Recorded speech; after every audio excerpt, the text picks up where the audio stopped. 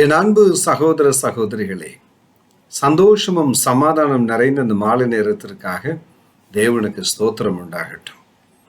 இப்பொழுதும் இந்த மாலை நேரத்தின் வேதாகம படிப்பை தேவன் ஆசீர்வதிக்கும்படி அவரை நோக்கி நாம் பார்ப்போமா?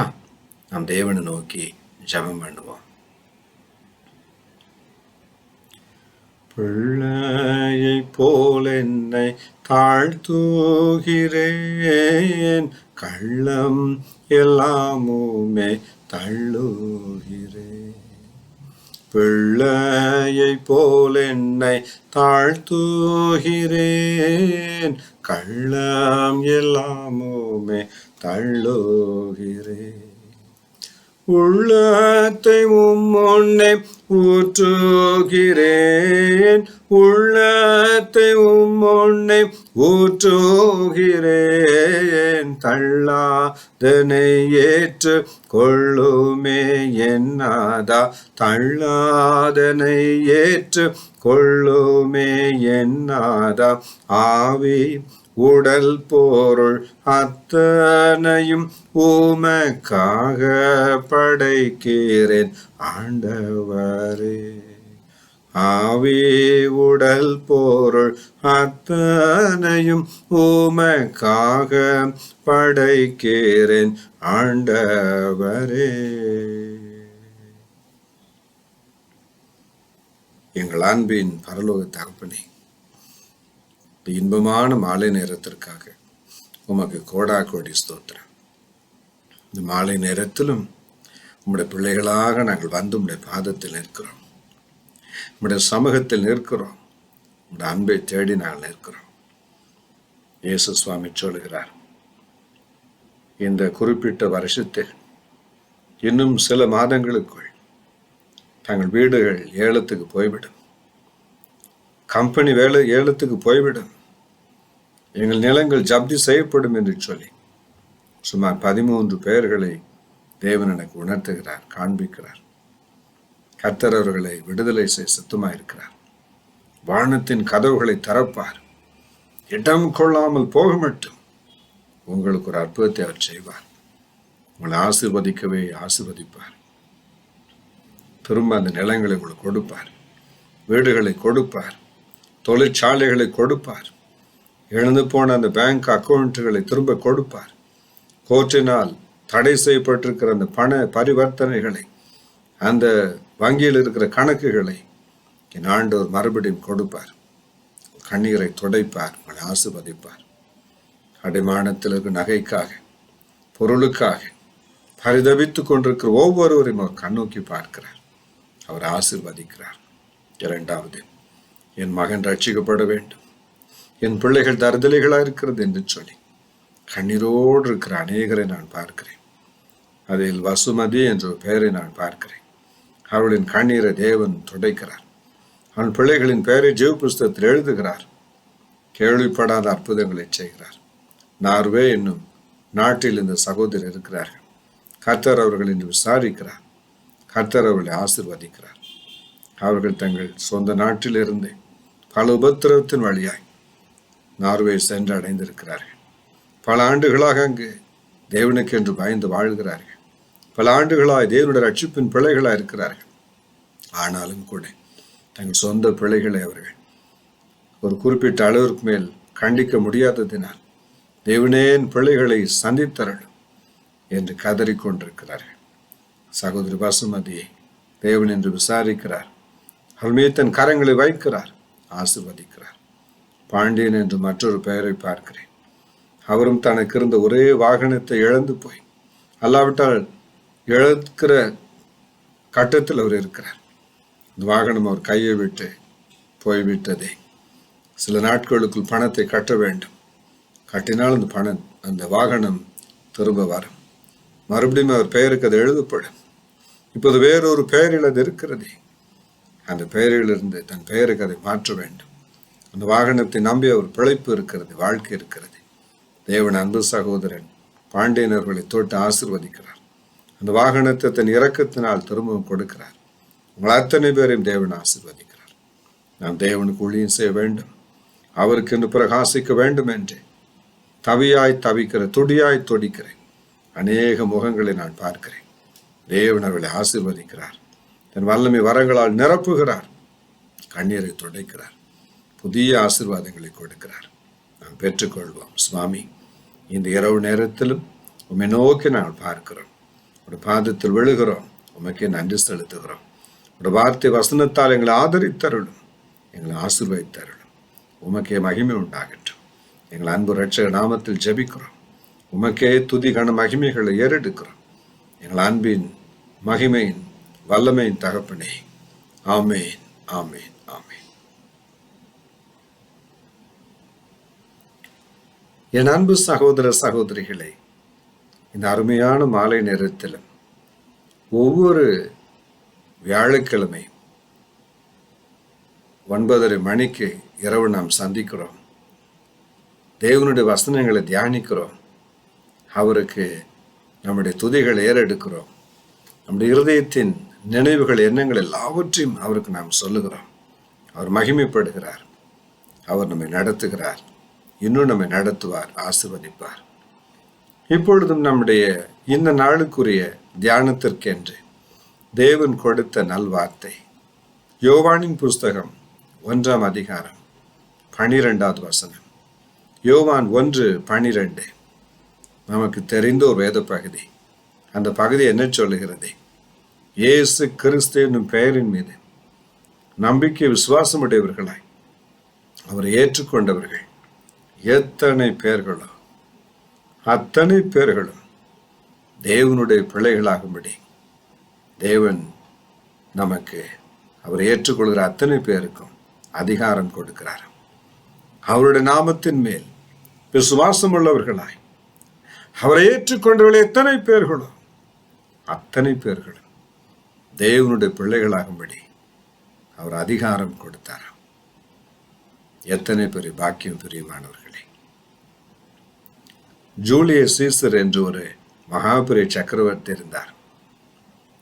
ஒரு முறை அவருக்கு விரோதமாக அவருடைய மந்திரிகள் எழும்பி அவரை கொலை செய்யும்படி தீர்மானித்தார்கள். அதற்காக அவர்கள் அவளோடு காத்திருந்தார்கள். எதற்காக அவர்கள் காத்திருக்க வேண்டும்? ஆக்டோவியன் என்று ஒரு மகனை அவர் தத்தெடுத்திருந்தார். அவருக்கு ஆண் வாரிசு இல்லை. பலரும் அவரை அப்பா என்று கூப்பிட்டார்கள். தேசத்தில் இருக்க அத்தனை பேரும் அவரை அப்பா என்று கூப்பிட்டார்கள். எல்லாருக்கும் ஒரு தகப்பனாக இருந்தார். ரோம சாம்ராஜ்யத்தினுடைய தகப்பன் என்ற அவருக்கு பெயர். The founder of Roman empire. பலவிதமான தீய போராட்டங்களிலிருந்து, தீய கலாச்சாரத்திலிருந்து, எதிரிகளிடமிருந்து ரோம பேரரசை அவர் காப்பாற்றினார். ஆகவே முதல் சக்கரவர்த்தி என்று பெயரை பெற்றார். அவர் எல்லாரும் அப்பா என்று கூப்பிடுவார்கள், தகப்பனே என்று கூப்பிடுவார்கள். ஆனாலும் அவரை சிலருக்கு பிடிக்காமல் போய்விட்டது. அவரை கொலை செய்ய தீர்மானித்தார்கள். அப்பொழுது ஆக்டோவியன் என்கிற ஒரு வாலிபனை ஜூலியஸ் சீசர் தன் மகனாக தத்தெடுத்திருந்தார். அதில் அடையாளமாக ஒரு காரியத்தை அவர் செய்தார். எல்லாரும் அறிந்து கொள்ளும்படி ஒரு பெரிய ஒரு சுருள் ஒன்றில் அவன் பெயரை எழுதினார். அவன் ஆக்டோவியன் என்கிற பெயருக்கு பக்கத்தில் தன் பெயரை எழுதினார். சீசர், சீசர் ஆக்டோவியன் என்று எழுதினார்.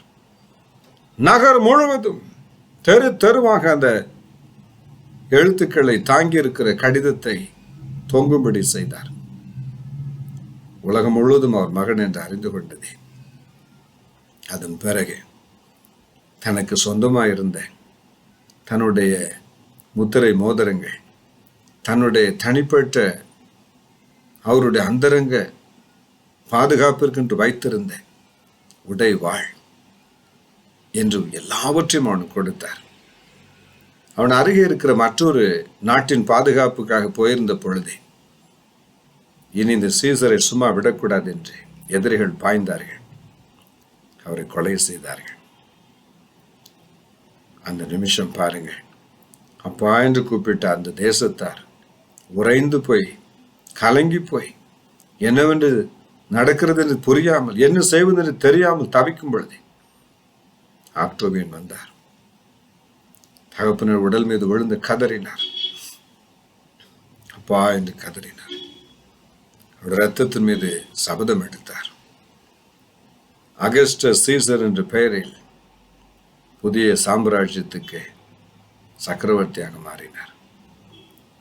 இந்த ஜூலியஸ் சீசருடைய சரித்திரத்தில் எல்லாரும் அவரை அப்பா என்று கூப்பிட்டாலும் கூட, அவரால் தத்தெடுக்கப்பட்டு தன்னுடைய சொந்த பெயரை அவனுக்கு தரிப்பித்த ஒரே ஒரு மனிதன் மட்டுமே அவருடைய பதவிக்கும் அதிகாரத்துக்கும் உரியவனாய் மாற முடிந்தது. இன்றைக்கும் கூட அப்படித்தான். 1 கொரிந்தியர் புஸ்தகம் 8:5-6 என்ற வசனங்கள் சொல்லுகிறது, இந்த முழு உலகத்திற்கும் ஒரே ஒரு பிதாதான் உண்டு. பலவிதமான தலைவர்கள் உண்டே, தேவர்கள் உண்டே, தத்துவ ஞானிகள் உண்டே, ஆனாலும் கூட பிதா ஒருவர் மட்டும்தான். ஒரே ஒரு பிதா உண்டு. அத்தனை பேருக்கும் சோறு போடுகிற தகப்பன். அப்போஸ்தலர் புஸ்தகம் 17:27-28 என்ற வசனங்கள் அப்படி சொல்லுகிறது. ஜீவனுள்ளோர் யாவருக்கும் ஆகாரம் கொடுக்கிறவர், ஜீவனின் சுவாசத்தையும் அவர்களுக்கு அன்பளிப்பாய் கொடுக்கிறவர். நாம் எல்லாரும் அவருடைய பிள்ளைகள். 29ஆம் வசனம் அப்படி சொல்லுகிறதே, நாம் எல்லாரும் தேவனுடைய சந்ததியாராக இருக்கிறோம். இந்த உலகத்தின் அத்தனை பேரும் இறைவனுடைய பிள்ளைகள் தான். அதில் எந்த மாற்று கருத்தும் இல்லை. அதே நேரத்தில் அந்த பிள்ளைகளுக்குரிய அதிகாரத்தை அவர் எல்லாருக்கும் கொடுக்கிறதில்லை. அரபு நாட்டில் ஒரு குறிப்பிட்ட தலைவர் இருந்தார், அரசர் இருந்தார். அவருக்கு சுமார் 77 பிள்ளைகள். இந்த 77 பிள்ளைகளில் ஒரே ஒரு மகனைத்தான் தனக்கு அடுத்ததாக தெரிந்து கொண்டார், 2வது மகன். ஒரே ஒரு பேத்தியை தான் தன்னுடைய சொத்துகளுக்கு தலைவியாக அவர் தெரிந்து கொண்டார். இந்த உலகத்தில் அத்தனை பேரும் இறைவனுடைய பிள்ளைகளாக இருந்தாலும் கூட அந்த பதவிக்கு, அந்த பொறுப்புக்கு, அந்த ஆசீர்வாதத்துக்கு அதிகாரமுடையவர்களாய் தேவன் சிலரை தெரிந்தெடுக்கிறார். யார் அவர்கள்? இயேசு கிறிஸ்துவை ஏற்றுக்கொண்டவர்கள். அவரை ஏற்றுக்கொண்டவர்களுக்கு நடக்கிற முதல் வாக்கியம் என்ன? யோவான் புஸ்தகம் 3 வசனம் 3, 5 மற்றும் 7 வசனங்கள். 1 பேதுரு புஸ்தகம் 1 வசனம் 4 வசனம் 23. அதே சமயத்தில் பாருங்கள், தீத்து 3:5 ஆகிய வார்த்தைகள் எல்லாம் என்ன சொல்லுகிறது? தேவனாகிய கர்த்தர் நாம் எல்லாரும் அவருடைய குழந்தைகளாய் இருந்த போதிலும் கூட மறுபடியும் ஒரு முறை பிறக்கும் பாக்கியத்தை நமக்கு கொடுக்கிறார். மறுபடியும் ஒரு முறை நாம் பிறக்க வேண்டுமா? ஆப்பிரிக்க காடுகளில் இப்போது நாகரிகமாகிவிட்டது. நாகரிகமாகிறதற்கு கொஞ்சம் முன்பதாக, நாகரிகம் எட்டி பார்க்கிற அந்த காலகட்டத்தில், சுமார் 100-150 ஆண்டுகளுக்கு முன்பு மெல்ல மெல்ல வெளி உலகம் அந்த காடுகளுக்கு தெரிய ஆரம்பித்த சமயத்தில் அங்கு நடக்கிற பல சுவாரஸ்யமான அனுபவங்களை பத்திரிகையாளர்கள் கண்டுபிடித்து எழுதுவார்கள். அதில் ஒரு குறிப்பிட்ட ஒரு அனுபவம் உண்டே. ஒரு குறிப்பிட்ட மலை ஜாதியில், அல்லாவிட்டால் காட்டு இனத்தில் ஒரு வழக்கம் ஒன்று இருந்ததாம். யாராவது ஒருவன் தவறு செய்து விட்டான், அவன் மனம் திரும்பின பிறகு, மன்னிப்பு கேட்ட பிறகு அவனுக்கு ஒரு காரியத்தை செய்வர் தண்டனை செய்வார்கள். அது என்ன தெரியுமா? அவன் தலையிலிருந்து கால் வரைக்கும் அவன் ரோமத்தை எல்லாம் சிரைப்பார்கள். சிரைத்து விட்டு தூர ஒரு இடத்தில் கண்களை கட்டி அவனை கொண்டு போய் விட்டு விடுவார்கள். 3 நாளைக்குள் அவன் இந்த குறிப்பிட்ட சொந்த ஊருக்கு அவன் வந்துவிட வேண்டும். அவன் வருவான், எப்படியாவது வருவான். அவன் வரும்பொழுதே அவன் உடலில் ஒரு ரோமமும் இருக்காது. மொட்டையடிக்கப்பட்டவனாய் ஏதோ வெளியூரிலிருந்து வருகிறவனை போல வருவான். அந்த புதர்களில் நடந்தவன் சரீரத்தில் கீறல்கள் இருக்கும். பாதைகளில் நடந்தவன் கால்களில் முள்ளுகள் இருக்கும், காயங்கள் இருக்கும். அழுது கொண்டே வருவான். அவனை உள்ளே கூப்பிடுவார்கள். ஏதோ புதிதாக அந்த ஊருக்கு வந்தவனைப் போல கூப்பிடுவார்கள். அவனை குளிப்பாட்டுவார்கள். அந்த உடலில் இருக்கிற முட்களை எல்லாம் கழற்றுவார்கள், அகற்றுவார்கள். எண்ணெயை பூசி அவனை ஒரு விசேஷமான ஒரு வைபவத்துக்குள் அழைத்துச் செல்வார்கள். அங்கே அவனுடைய பெற்றோர் வருவார், அவருடைய கிராம தலைவர்கள் வருவார்கள். அவனை முதல் முறை பார்ப்பது போல் அவனை அன்போடு ஏற்றுக்கொள்வார்கள். அன்றுதான் அவன் பிறந்தான் என்று எழுதி வைத்து விடுவார்கள். அதுவரைக்கும் அவன் செய்த அத்தனை குற்றங்களும் மன்னிக்கப்படும், மறக்கப்படும். தேவனும் கூட அப்படித்தான். நாம் எப்படிப்பட்டவர்களாயிருந்தோமா? எபேசர் புஸ்தகம் 2:2 சொல்லுகிறதே, 2:3 சொல்லுகிறதே, மனதும் மாமிசமும் விரும்பின எல்லாவற்றையும் செய்து நாம் கீழ்ப்படியாமையின் பிள்ளைகளாய், கோபாக்கினையின் பிள்ளைகளாய் இருந்தோமா? கீழ்ப்படியாமையின் பிள்ளைகள், கோபாக்கினின் பிள்ளைகள். 2 பேதுரு 2:14 என்ன சொல்லுகிறதே, நாம் சாபத்தின் பிள்ளைகளாய் இருந்தோமா? பொருளாசையில் பழகின சாபத்தின் பிள்ளைகள், கோபாக்கினின் பிள்ளைகள், சாபத்தின் பிள்ளைகள். என்ன பயங்கரம் பாருங்கள். லூக்கா 6:18 சொல்லுகிறதே, இந்த பிரபஞ்சத்தின் பிள்ளைகளா இருந்தோமா? 1 யோவான் 3:10 சொல்லுகிறதே, பிசாசனுடைய பிள்ளைகளா இருந்தோமா? ஒரு பக்கம் கோபாக்கினை, மற்றொரு பக்கம் கீழ்ப்படியாமை. 23:15 மத்தேயு புஸ்தகம் சொல்லுகிறதே, இரட்டிப்பான நரகத்தின் பிள்ளைகளா இருந்தோமா? நரகத்தின் பிள்ளைகள், கண்ணீரின் பிள்ளைகள், சாபத்தின் பிள்ளைகள், கீழ்ப்படியாமையின் பிள்ளைகள், கோபாக்கினின் பிள்ளைகள். தேவனதை பார்த்தார், மனது உருகினார், தன் சொந்த குமாரனாக இயேசு கிறிஸ்துவை அனுப்பினார். எதற்காக? அப்பேற்பட்ட பிள்ளைகளாய் இருந்த நம்மை அவருடைய சொந்த பிள்ளைகளாய் மாற்றும்படி. ஓசியா 1:10, ரோமர் 9:26 அப்படி சொல்லுகிறதே, ஜீவனுள்ள தேவனுடைய பிள்ளைகளாய் மாற்றும்படி. 6:38 லூக்கா புஸ்தகம் அப்படி சொல்லுகிறதே, 82:6 சங்கீத புஸ்தகம் அப்படி சொல்லுகிறதே, உன்னதமானவருடைய பிள்ளைகள், உன்னதமானவருடைய பிள்ளைகள். ஹல்லேலூயா! நீங்களும் நானும் உன்னதமானவருடைய பிள்ளைகள். ஆகவே அவர் என்ன செய்கிறாராம்? சங்கீதம் 103:13 சொல்லுகிறதே, தகப்பன் தன் பிள்ளைக்கு இறங்குவது போல தேவன் தன் மைந்தன் இறங்குகிறார். உபாகம் 1:31 சொல்லுகிறதே, தகப்பன் தன் பிள்ளையை சுமக்கிறது போல அவர் சுமக்கிறார். நமக்கு ஒரு தகப்பன் உண்டே, நமக்கு ஒரு ராஜா உண்டே. அவர் சொல்லுகிறார், என் பிள்ளையப்பா, ஒரு காலத்தில் நீ வேறொரு பிள்ளையாக இருந்தாய், கோபாக்கினின் பிள்ளையாக இருந்தாய். இப்பொழுதோ நீ இரக்கத்தின் பிள்ளை, கிருபையின் பிள்ளை. 3:25 அப்போஸ்தலர் புஸ்தகம் என்ன சொல்லுகிறதே, நீங்கள் உடன்படிக்கையின் பிள்ளையா இருக்கிறீர்கள். தேவனுடைய உடன்படிக்கைக்கு நாம் பிள்ளைகளா இருக்கிறோமா? அது என்ன உடன்படிக்கை?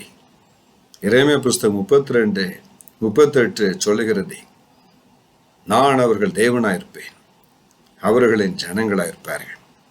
இயேசு 59:21 என்ற உடன்படிக்கை என்ன சொல்லுகிறதே, நான் உன் மீது வைத்தேன் ஆவியும் உன் வாயில் போட்டேன் வார்த்தைகளும் உன்னை விட்டும் உன் சந்ததியை விட்டும் விலகாதிருக்கும்.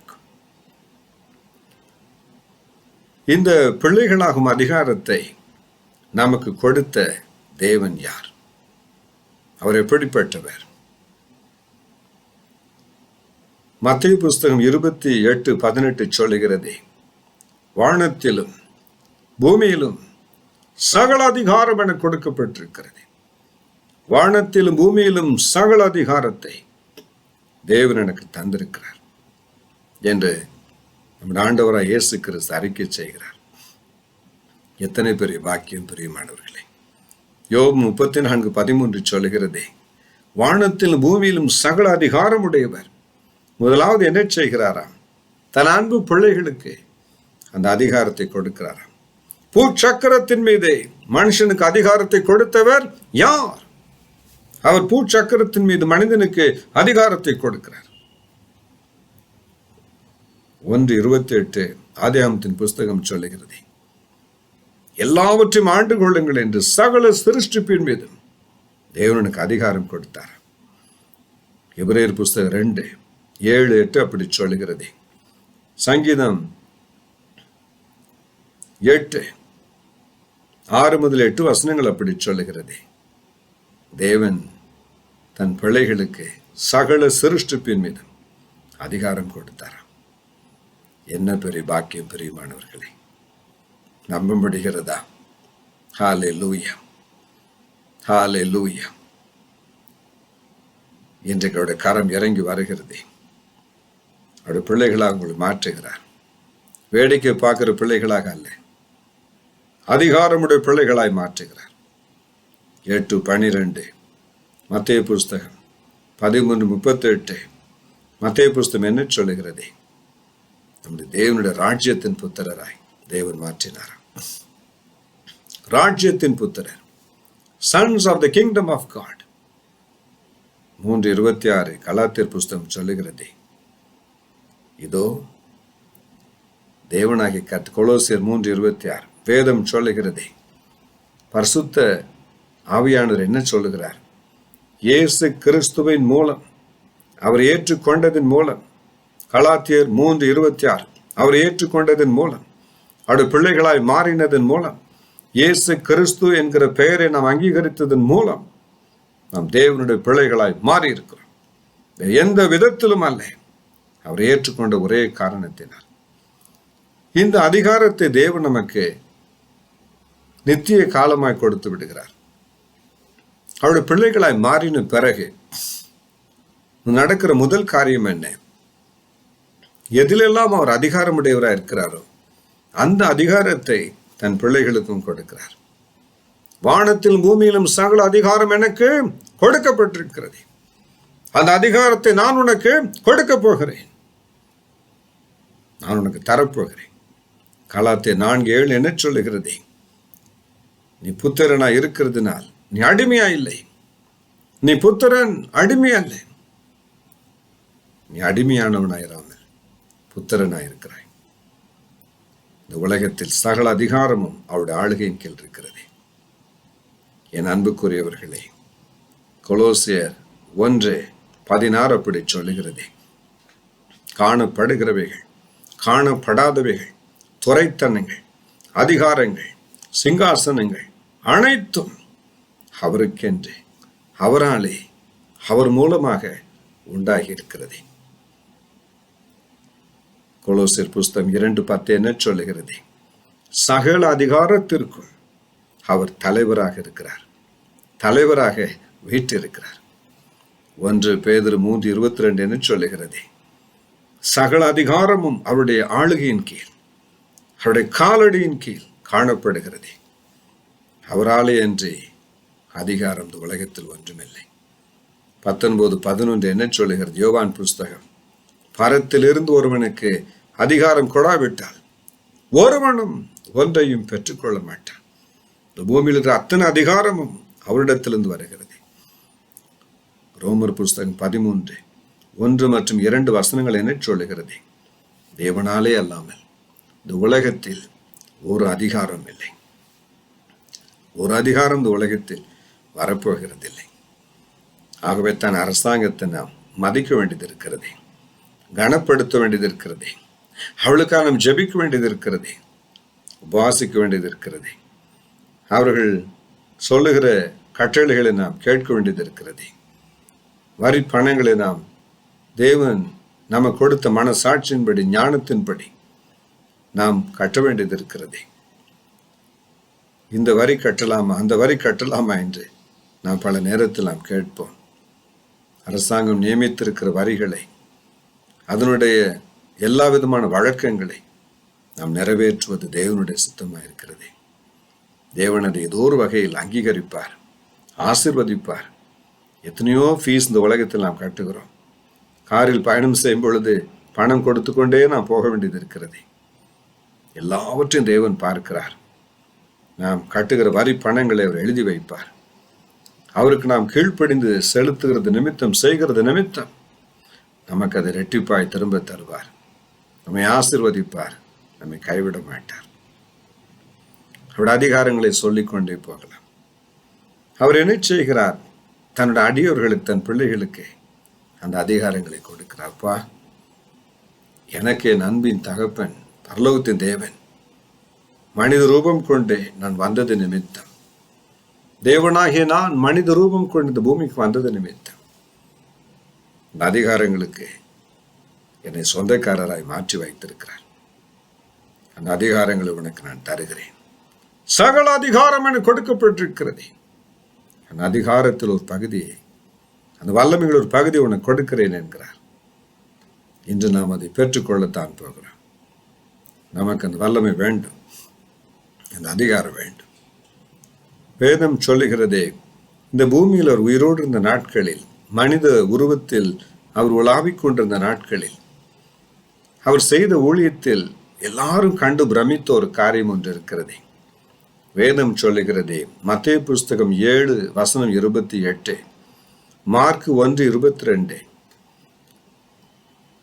4:32, லூக்கா புஸ்தகம் ஆகிய வசனங்களை வாசித்து பாருங்கள். வேதம் சொல்லுகிறதே, அவருடைய பிரசங்கம் அதிகாரமுடையதா இருந்தது. பயந்து நடுங்கி அவர் பேசவில்லை, அதிகாரமுடையதா இருந்தது. அவருடைய வார்த்தையில் ஒரு அதிகாரம் இருந்தது. குழைந்து கோழையை போல பேசவில்லை, தைரியத்தோடு பேசினார், வல்லமையோடு பேசினார், மகிமையோடு பேசினார். வேதம் சொல்லுகிறதே, அவர் வல்லமையோடு பிரசங்கம் பண்ணினார், அதிகாரத்தோடு. அந்த வார்த்தையில் அதிகாரம் மின்னினதே. எந்த அக்காலத்து போதகரை போல பேசாமல் அவருடைய தொனியில் ஒரு அதிகாரம் இருந்தது. பிபி ஆசாரி என்று ஒரு பெரிய பிரசித்தி பெற்ற மலையாள பிரசங்கர் இருந்தார். அவருடைய பிரசங்கத்தை கேட்பதற்கு ஆயிரக்கணக்கில் ஜனங்கள் வருவார்கள். எல்லா மதத்தினர் வருவார்கள். யாருக்கும் பயப்பட மாட்டார். மேடையில் நின்று தேவன் சொல்லுகிற வார்த்தைகளை பேசிக்கொண்டே இருப்பார். மரப்பாலம் என்ற இடத்தில் அவர் ஊழியத்தை செய்து கொண்டிருந்த பொழுதே சுமார் 500 வாலிபர்கள் அவரை பரியாசம் பண்ணுவதற்காக வந்திருந்தார்கள். அந்த மரப்பாலம் முழுவதும், அந்த தொங்கும் பாலம் முழுவதும் பிள்ளைகள் உட்கார்ந்திருந்தார், வாலிப பிள்ளைகள். இந்த மரப்பாலம் என்ற ஊரில் கூட்டம் நடக்கிறதே. அந்த கூட்டத்திற்கு பின்புறத்தில் பார்க்கக்கூடிய தொலைவில் மரத்தினால் செய்யப்பட்ட பாலம் ஒன்று ஆற்றின் மீது கட்டப்பட்டிருந்தது. அதைத்தான் மரப்பாலம் என்று சொல்வார். இவர் கூட்டத்தின் நடுவில் அல்லேலூயா என்று சொல்லுவார், ஆமேன் சொல்லுவார். அங்கே இருக்கிறவர்கள் வேறு ஏதாவது வார்த்தையை சொல்லி அவரை சங்கடப்படுத்துவார்கள். மைக்கை பிடித்தார். அந்த பிள்ளைகளை பார்த்து சொன்னார், என் அன்பு பிள்ளைகளே, நாளைக்கு உங்களுக்கு இயேசு சுவாமி ஞானஸ்நானம் கொடுப்பார். உங்களை அத்தனை பேருக்கு நாளைக்கு ஞானஸ்நானம், தவறாமல் வந்துவிடுங்கள் என்றார். அவர்கள் ஒரே சிரிப்பு.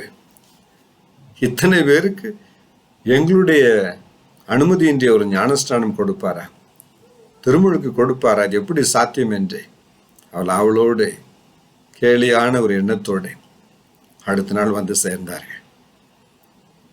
தேவனுடைய வார்த்தையை அறிவித்துக் கொண்டிருந்தார். பிசாசுகள் நடுங்கிற்று. அந்த வார்த்தையில் தொனித்த அந்த அதிகாரம் ஜனங்களை பிரமிக்க பண்ணிற்று. பாவத்தை குறைத்து, பாவி சந்திக்க போகிற தண்டனை குறித்து வேதத்தில் எழுதியிருக்கிற அத்தனை வசனங்களையும் தெளிவாக ஒருவருக்கும் அஞ்சிடாமல் பிரசங்கித்தார். ஜெப நேரம் வந்ததே. அந்த பிள்ளைகள் எல்லாரும் அவரை பரியாசம் பண்ணுவதற்காக அவளோடு காத்திருந்தார்கள். திடீரென்று கர்த்தருடைய வல்லமை அவரை நிரப்பிற்று. அவர் அந்த பிள்ளைகளை பார்த்து சொன்னார், என் அன்பு வாலிப பிள்ளைகளே, ஏதோ கிறிஸ்து உங்களுக்கு ஞானஸ்நானம் கொடுக்கிறார், பெற்றுக்கொள்ளுங்கள் என்றார். அவ்வளவுதான். மரப்பாலம் அருந்து தண்ணீரில் விழுந்ததே. 500 பேரும் தண்ணீரில் முங்கி எழுந்தார்கள். இந்த கதை, இந்த சம்பவம் என்னை அடிக்கடி தொட்டு என் நினைவில் வந்து போகும். என்றும் பிரியமானவர்களே, இனிமேல் நீங்கள் பயந்து நடுங்கி பேச போகிறதில்லை. அதிகாரத்தோடு, ஆணவத்தோடு வருகிற அதிகாரம் அல்ல, தேவனுடைய வல்லமையினால் வருகிற அதிகாரம். எந்த அளவுக்கு தேவனுடைய அதிகாரம் செயல்பட்டது பாருங்கள். 1:27 மார்க்கு புஸ்தகம் சொல்லுகிறது, லூக்கா 4:36 சொல்லுகிறது, அதிகாரத்தோடு பிசாசுகளை துரத்தினார். அதிகாரத்தோடு பேய்கள் மீது தன் வல்லமையை செலுத்தினார்.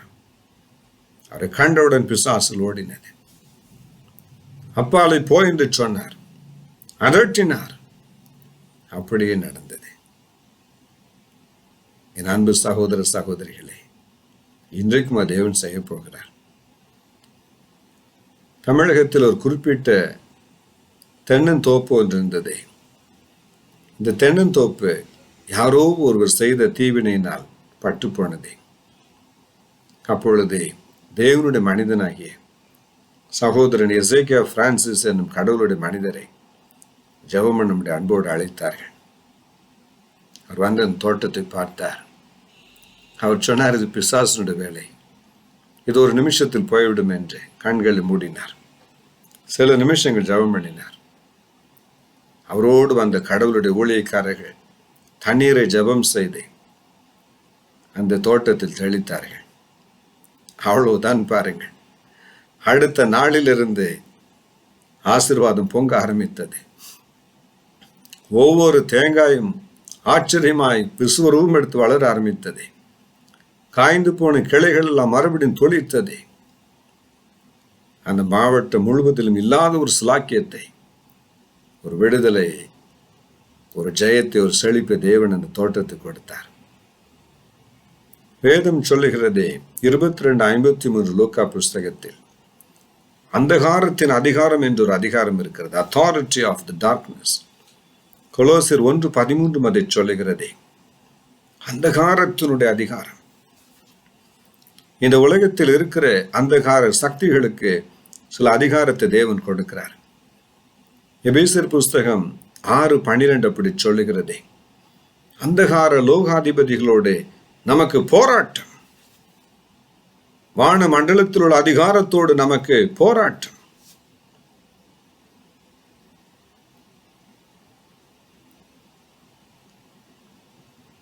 இருபத்தி 6:18 அப்போஸ்தலர் புஸ்தகம் என்ன சொல்லுகிறதே, சாத்தானின் அதிகாரத்தில் இருந்து தேவனிடத்துக்கு திரும்பும் ஒரு பாக்கியம் ஒவ்வொரு மனிதனுக்கும் தேவன் கொடுக்க விரும்புகிறார். அந்தகாரத்தின் அதிகாரம், இருளின் அதிகாரம், சாத்தானின் அதிகாரம். எபேசியர் புஸ்தகம் 2:2 சொல்லுகிறது, தற்காலத்திலே கிரியை செய்து வருகிற அதிகார பிரபு என்று ஆண்டவர் அந்த தீய வல்லமை உடைய சக்தியை வர்ணிக்கிறார். எபிரேயர் 2:14 என்ன சொல்லுகிறது, மரணத்துக்கு அதிகாரியான பிசாசு. 4:6 லூக்கா புஸ்தகம் என்ன சொல்லுகிறது, இயேசு கிறிஸ்துவை பிசாசு உயரமான ஒரு மலைக்கு அழைத்து கொண்டு போய் ஆண்டவரை பார்த்து சொன்னதா, என்னை வணங்கப்பா, என்னை வணங்கு. அப்பொழுது இதோ இந்த பூமியின் மீது, ராஜ்யத்தின் மீது, செல்வத்தின் மீது, மகிமின் மீது எனக்கு இருக்கிற அதிகாரத்தை நான் உனக்கு தரப்போகிறேன். அந்த அதிகாரத்தை நீ பெற்றுக்கொள்ள இவ்விதம் ஒரு வழி இருக்கிறது என்று பிசாசு சொன்னதாக வேதம் சொல்லுகிறது. இந்த அதிகாரம் எப்படி அவனுக்கு கிடைத்தது? வேதம் சொல்லுகிறதே, நாம் தேவனுடைய ஆசீர்வாதத்தை இழந்தது ஏதேன் தோட்டம் என்கிற நந்தவனத்தில். அங்கு நாம் தேவனுக்கு கீழ்ப்படியாமல் போன பொழுதே அவர் நமக்கென்று வைத்திருந்த விசேஷமான ஆசீர்வாதங்களை நாம் இழந்து போனோம். 3ஆம் அதிகாரம் 22 முதல் 24 வசனங்கள் ஆதியாகமத்தின் புஸ்தகம் சொல்லுகிறதே, அந்த அருமையான தோட்டத்தில் இருந்தே தேவன் நம்மை வெளியே அனுப்பினார். அது மட்டுமல்ல, ஜீவ விருட்சத்துக்கு போகும் வழியை ஆண்டவர் அடைத்து போட்டார். இனி உனக்கு அது வேண்டாம்ப்பா, இனி அது உனக்கு வேண்டாம், அது உனக்கு பயனில்லை, இனி அதை எடுத்து நீ என்ன செய்ய போகிறாய்? தேவனை இழந்த பிறகு அவர் கொடுக்கிற பழத்தை வைத்து என்ன செய்ய போகிறாய்? தேவனை இழந்த பிறகு அவர் கொடுக்கிற வேலையை வைத்து நீ என்ன செய்ய போகிறாய்? தேவன் இல்லாத ஒரு வீட்டில் நீ என்னத்தை சாதிக்க போகிறாய்? நீ குடியிருந்து என்ன செய்ய போகிறாய்? தேவன் இல்லாத ஒரு திருமணம், தேவன் இல்லாத ஒரு வாழ்க்கையில் என்ன செய்ய போகிறாய் என்று தேவன் அவனை வேறு இடத்துக்கு அனுப்பினார். அவருடைய மனதுருக்கத்தை பாருங்க. வெளிப்படுத்தின விசேஷம் 22:14 சொல்லுகிறது, பரலோகத்துக்கு நாம் போகும் பொழுதே அவர் என்ன செய்கிறார்? ஒரு விசேஷமான அதிகாரத்தை கொடுக்கிறார். அந்த அதிகாரம் என்ன? ஜீவ விருட்சத்தின் மீது அதிகாரத்தை கொடுக்கிறார். வச்சுக்கப்பா, மரமே உனக்குத்தான், சாப்பிட்டு கொண்டே இருக்கலாம் என்கிறார்.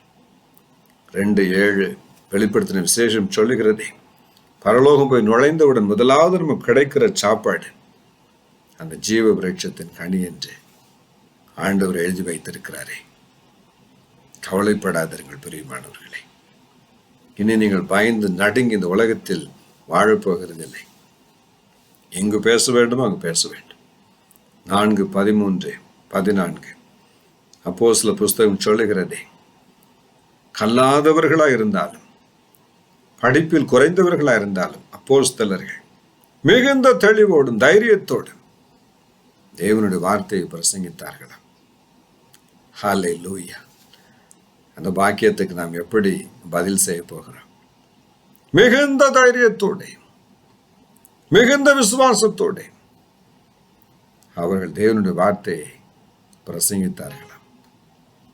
என் அன்புக்குரியவர்களே, உங்களுக்கும் எனக்கும் கூட அந்த தைரியத்தை தேவன் தருவார். அப்போஸ்தலர் புஸ்தகம் கடைசி அதிகாரம் கடைசி வசனம் சொல்லுகிறதே, பவுல் மிகுந்த தைரியத்தோட தேவனுடைய வார்த்தையை ஆயுசு காலம் முழுவதும் பிரசங்கம் பண்ணினார். 2 தீமோத்தேயு 1:7 சொல்லுகிறதே, அன்பும் பலனும் தெளிந்த புத்தியும் உள்ள ஆவி. ஒரே வார்த்தையில் சொல்ல போனால் தைரியம் உள்ள ஆவி, தெளிவுள்ள ஆவியை தேவன் நமக்கு தந்து நம்மை நடத்துவார். உங்கள் அலுவலகத்தில் பாருங்கள், வேலை செய்கிற இடத்தில் பாருங்கள், தொழில் செய்கிற இடத்தில் பாருங்கள், தேவன் உங்களுக்கு ஒரு புதிய ஒரு வரத்தை கொடுப்பார், அதிகாரத்தை கொடுப்பார். மனுஷ இருதயத்தின் மீது அதிகாரத்தை கொடுப்பார், மனுஷ வார்த்தைகள் மீது அதிகாரத்தை கொடுப்பார். ஆச்சரியமான வரத்தை பெற்றுக்கொள்வீர்கள். இந்த செய்தியை கேட்கிற உங்களில் அநேகர் இயேசு கிறிஸ்துவின் சுவிசேஷத்தை அறிவிக்கும்படி, அவருடைய அன்பின் வார்த்தையை அறிவிக்கும்படி, அவருடைய வல்லமையின் வார்த்தையை அறிவிக்கும்படி இந்த நிகழ்ச்சி முடியும் பொழுது அவரால் அபிஷேகம் பண்ணப்படுவீர்கள். உங்களில் சிலரை தேவன் தூர இடங்களுக்கு அழைத்துச் செல்வார். கண் காணாத இடங்களுக்கு போவீர்கள். இதுவரைக்கும் உங்கள் பெற்றோர் போயிராத இடங்களுக்கு செல்வீர்கள். இதுவரைக்கும் உங்கள் கற்பனை உலகம் கண்டிராத இடங்களில் தேவன் உங்களை கொண்டு போய் நிறுத்துவார்.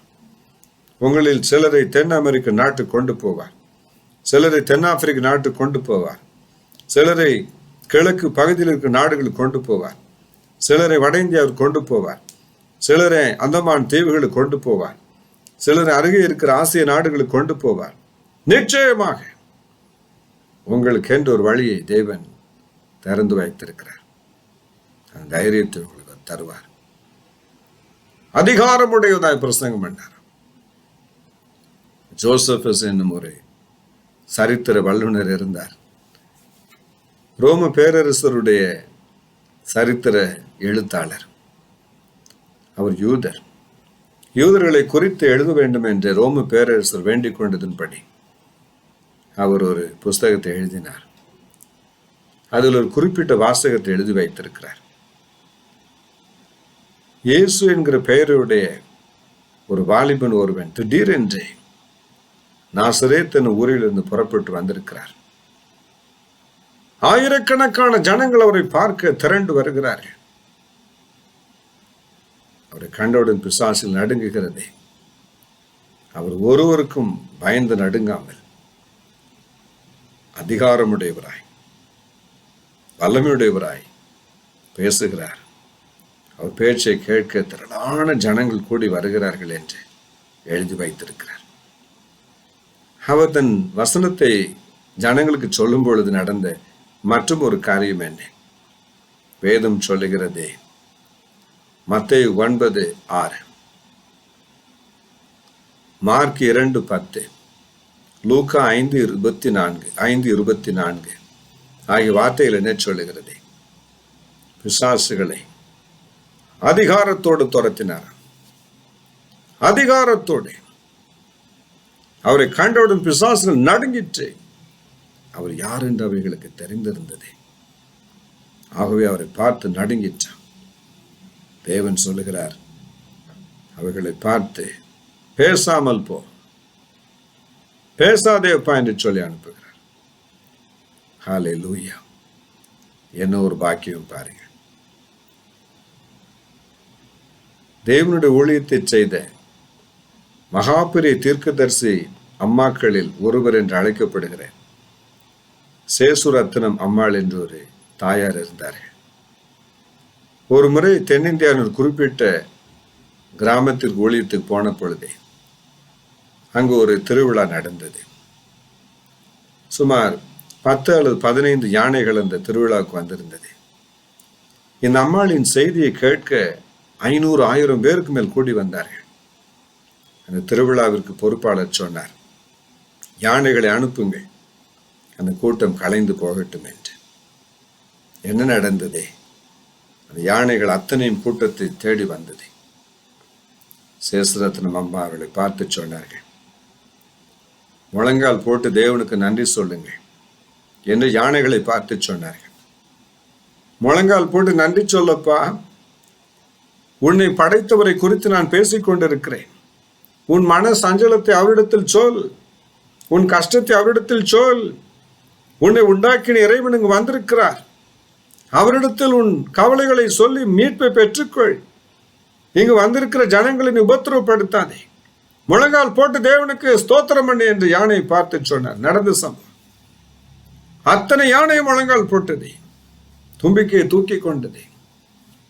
கூட்டம் முடிகிற வரைக்கும் 2 கண்களிலும் கண்ணீர் வடித்துக் கொண்டிருந்தது யானைகள்.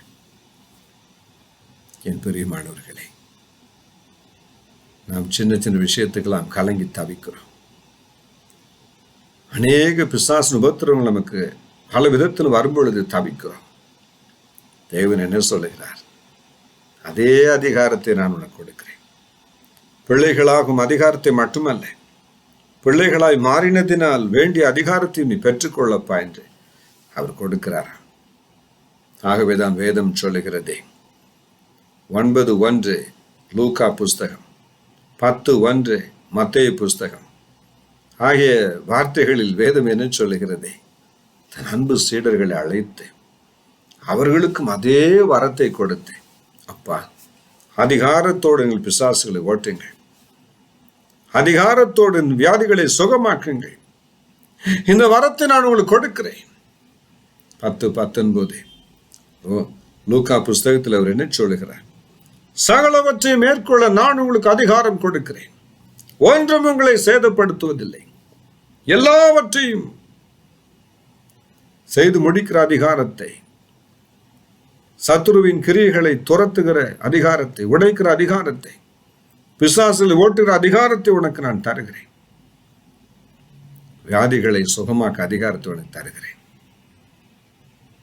என்று உங்களுக்கு அது அதிகாரத்தை கொடுக்கிறார். மார்க்கு புஸ்தகம் 16:17-19 வசனங்கள் அப்படி சொல்லுகிறது. என் பிரியமானவர்களே, இந்த அதிகாரத்தை உங்களுக்கு அவரால் கொடுக்க முடியுமா? கட்டாயம் கொடுப்பார். என்னுடைய தாத்தாவிற்கு பிசாசுகளை ஓட்டும் அதிகாரம் இருந்தது. அவர் ஓட்டுவதே ஒரு வித்தியாசமான எளிய ஒரு விதத்தில் ஓட்டுவார். ஒரு வார்த்தை சொன்னால் போதும், ஒரே ஓட்டமாய் பேய் ஓடிப்போம். விஷக்கடி, மற்ற எப்படிப்பட்ட உபத்திரம் இருந்தாலும் சோர்ந்து போகாமல் தேவனை நோக்கி ஜெபிப்பார்கள். பாம்பு கடி, தேள் கடி, விஷக்கடி எல்லாவற்றுக்கும் இரவு நேரம் பகல் நேரம் பார்க்காமல் தேவனுடைய வீட்டை தேடி ஜனங்கள் வருவார்கள். அப்போது நடந்த ஒரு சம்பவம். ஒரு நாள் நடு ராத்திரியில் யாரோ ஒருவருக்கு விஷக்கடி ஏற்பட்டு உயிருக்கு போராடி கொண்டிருக்கும் பொழுது அவரை தூக்கி கொண்டு வந்தார்கள். தாத்தாவுக்கு களைப்பு, நல்ல தூக்கத்தில் இருந்தார்கள். ஜனங்கள் வந்து எழுப்பினுடன் அவர்களுக்கு கொஞ்சம் சங்கடமாய் போய்விட்டது. என்னப்பா காலையில் வரக்கூடாதான்னு சொல்லிவிட்டார்கள். அதை கண்டவுடன் என் பாட்டிக்கு ஒரே கவலை. ஐயோ, களைப்பின் மிகுதியினால் தேடி வந்த ஜனங்களை முறுமுறுப்போடு விசாரிக்கிறாரே, தேவ குற்றமாகிவிடுமே, எப்படியாவது இந்த குற்றத்தில் இருந்து பிழைக்க வேண்டும் என்று சொல்லி தேவனை நோக்கி ஒரு ஜெபம் பண்ணினார்கள். தேவனே, என் கணவனை மன்னித்தருளும். அவர் அறியாமையில் சொல்லிவிட்டார், களைப்பில் சொல்லிவிட்டார். அவருடைய இருதயம் நல்ல இருதயம். ஆகவே சாயங்காலம் ஆன பிறகு, விளக்கு வைத்த பிறகு, இந்த பேய் ஓட்டும் வல்லமை எனக்கு கொடுத்து விடும். இரவெல்லாம் நான் பேய் ஓட்டுகிறேன்ப்பா, வியாதிக்கா ஜபிக்கிறேன், இரவு முழுவதும் நான் அந்த ஊழியத்தை செய்கிறேன். என் கணவன் இளைப்பாரட்டும், எனக்கு அந்த வரத்தை தாரும் என்று கண்ணீரோடு கேட்டார்கள். தேவன் அப்படியே செய்தார். அன்றிலிருந்து பாருங்கள், சாயங்காலம் 6 மணி ஆனவுடன் அந்த அதிகாரம் என் பாட்டிக்கு வந்துவிடும். என் தாத்தாவுக்கு நல்ல ஓய்வு. பிசாசு அவளை பார்த்தால் பயப்படாது, கால் மேல் கால் போட்டு உட்கார்ந்து கொள்ளும். தாத்தா அப்படியே நடுங்கி போனார்கள். என் பாட்டியை பார்த்து சொன்னார்கள், ஐயோ, என் வரத்தை திருடிக்கிட்டே, என் வரத்தை நீ திருடிக்கிட்டே என்று சொல்லி புலம்பிக் கொண்டே இருப்பார்கள். விடியற் காலம் 6 மணி எப்போது வரும் என்று தாத்தா காத்திருப்பார்கள். காரணம் என்ன? சரியாக காலை 6 மணிக்கு அந்த அதிகாரம் என் தாத்தாவுக்கு போய்விடும். அதன் பிறகு அவர்களை கண்டவுடன் பிசாசுகள் அலறும், ஒரே ஓட்டமாய் ஓடிப்போக. என் பிரியமானவர்களே, இன்று நான் வாழ்கிற உலகம் பிசாசால் நிரம்பி இருக்கிறது. எங்கு பார்த்தாலும் தீய சக்திகள், எங்கு பார்த்தாலும் தீய வல்லமைகள், மாந்திரிகங்கள், சூனியங்கள் என்று பல பெயர்களில் உலாவிக் கொண்டிருக்கிறது. இன்று தேவன் மனதுருகுகிறார், அந்த அதிகாரத்தை உங்களுக்கு கொடுக்கிறார். நம்புவீர்களா? நம்ப முடிகிறதா? நம்ப உங்களால் யோசிக்க முடிகிறதா?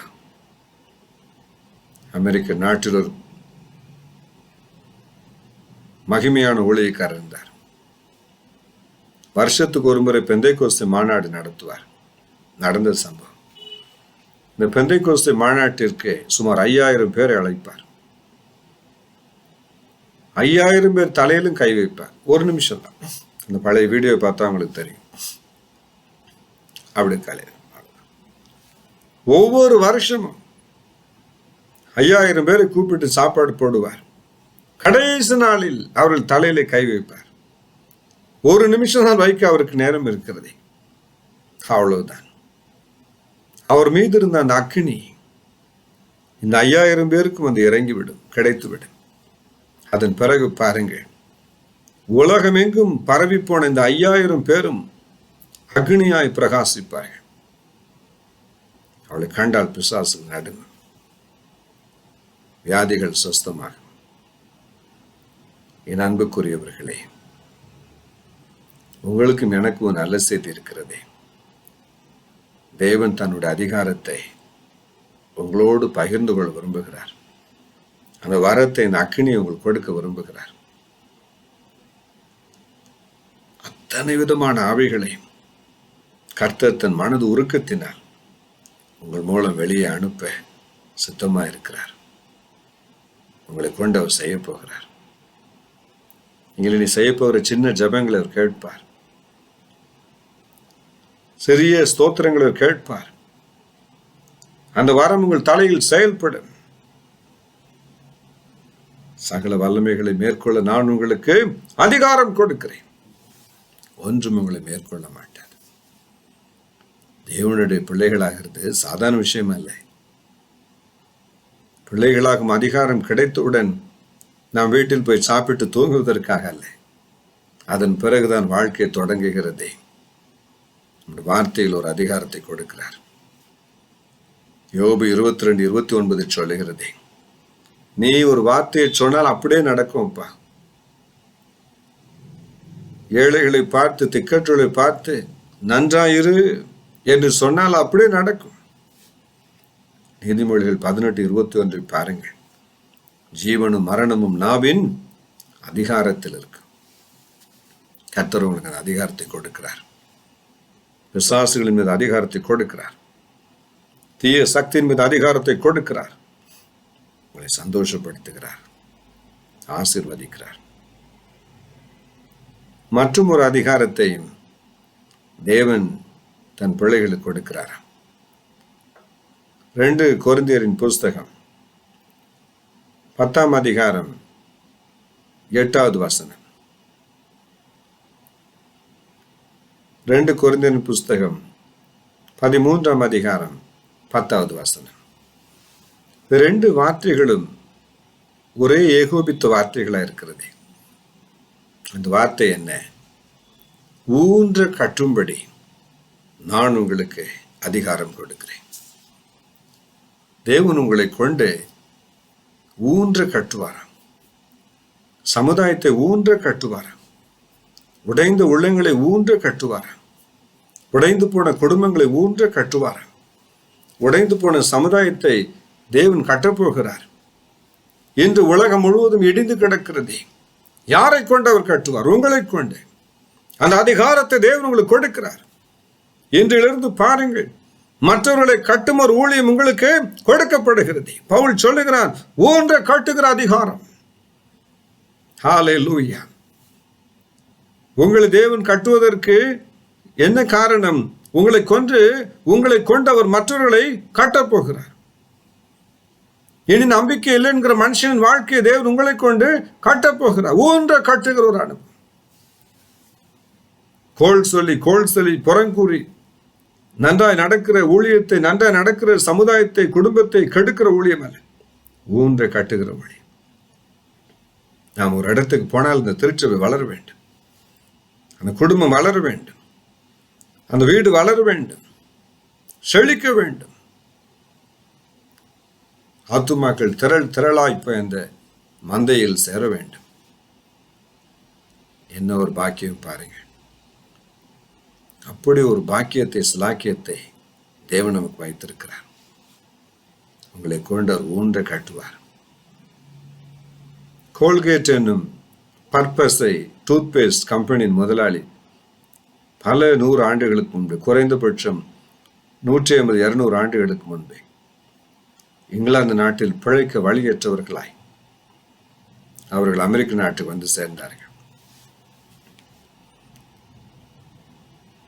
தேவனை பார்த்தவர் ஒரு கேள்வி கேட்டார். தேவனே,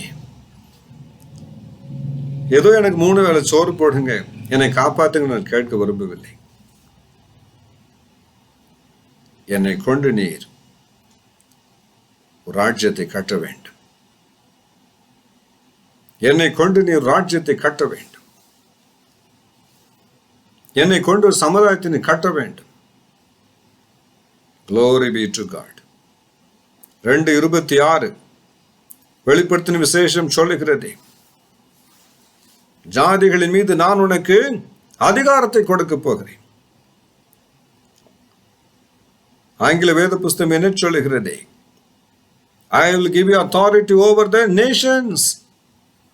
ஏதோ குண்டுச்சட்டில் குதிரை ஓட்டிக்கொண்டு நம் கண்களுக்கு தெரிந்த 4 பேர் தான் உலகம் என்று நினைத்துக் கொண்டு நீங்கள் வாழ்வது அர்த்தமற்றது. தேவன் சொல்லுகிறார், அடுத்த கட்டத்துக்கு நான் உன்னை கொண்டு you are going to be global. அடுத்த கட்டத்துக்கு நான் உன்னை கொண்டு செல்ல போகிறேன்.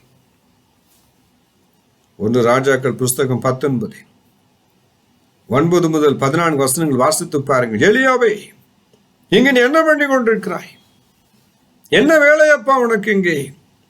இங்கு இருக்கிற ஜனத்தை நீ விசாரிக்க வேண்டும். அதே நேரத்தில் முழு உலகத்திலும் நான் உனக்கு ஆத்துமாக்களை வைத்திருக்கிறேன். ஜாதிகளின் மீது அதிகாரத்தை கொடுப்பார், சமுதாயத்தின் மீது அதிகாரத்தை கொடுப்பார். வாலிபனின் கண்ணீரை தேவன் கண்டார். காலங்கள் உருண்டோடினதே. ஒரு குறுகின காலகட்டத்திற்குள் 20 லட்சம் பேர் அந்த கம்பெனினால் பிழைக்கும்படி முழு உலகத்திலும் தேவன் வழிகளை உண்டு பண்ணினார். 20 லட்சம் பேருக்கு நேரடியாக அந்த அலுவலகத்தின் மூலம், ப்ரொடக்ஷனின் மூலம் வருமானம் கிடைக்கிறது. பிழைப்பு உண்டாகிறது, குறைந்தபட்சம். அதன் பிறகு அவர்கள் கணக்கெடுப்பதை விட்டுவிட்டார். 20 லட்சம் பேர் முழு உலகத்திலும் இந்த ஒரு கம்பெனியினால் வாழ்கிற அந்த காட்சி அவர் கண்களில் பட்டது. தேவன் சொல்லுகிறார், உனக்கு மட்டும் வீடு கட்டினா போதுமா? நீ 7 ஜனங்கள் வீடு கட்டுவாய்.